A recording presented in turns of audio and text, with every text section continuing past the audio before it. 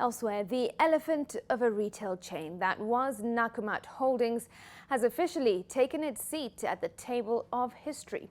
The firm's creditors have agreed to have what remains of the once largest company in the industry sold off to pay their debts.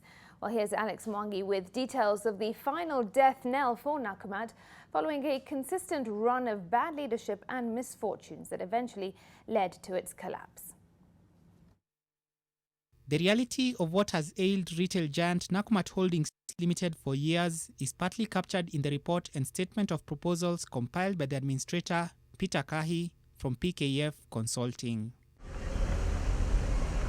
The publication of the 31st December 2019 report preceded a second creditors meeting seeking to determine the fate of the retailer and, among other things, give the way forward on how to share 422 million shillings that was recovered through the sale of assets. Until February 2017, Nakumatt had 60 branches spread across the region, 44 in Kenya, 8 in Uganda, 5 in Tanzania, and 3 in Rwanda. Just 14 months later, the company had scaled down its operations to just 7 branches in a bid to stay afloat. The administrator was appointed on 22nd January 2018 and had his contract extended for an additional year to 22nd January 2020.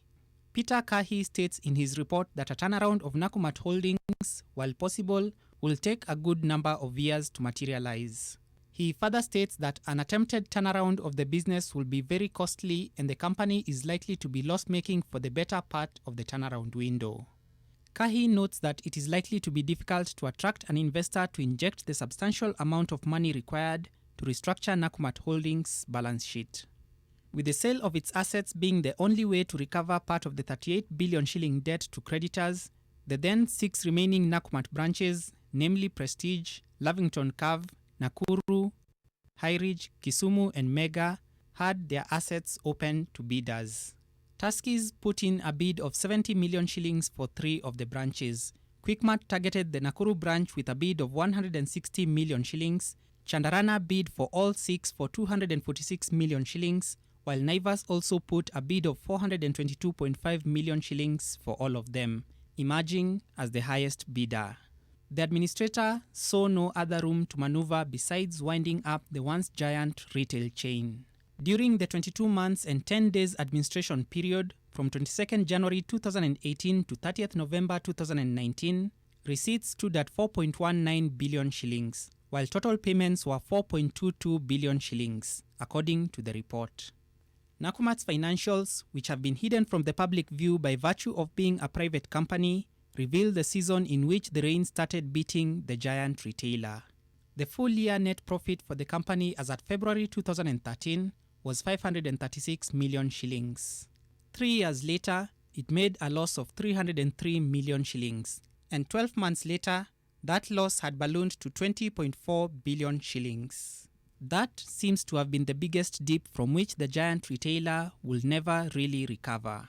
A series of misfortunes within a relatively short period of time also contributed to Nakumatt's demise.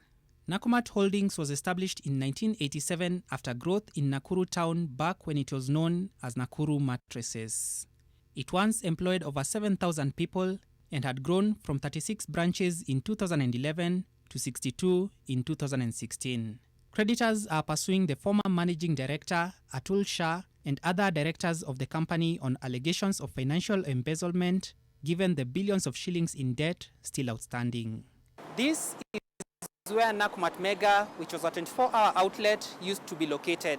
But the times of Nakumatt being mega in its operations are now confined to history, largely on the back of extensive corporate malpractice that was not captured in time.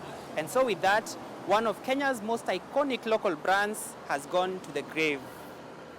Alex Mwangi, NTV.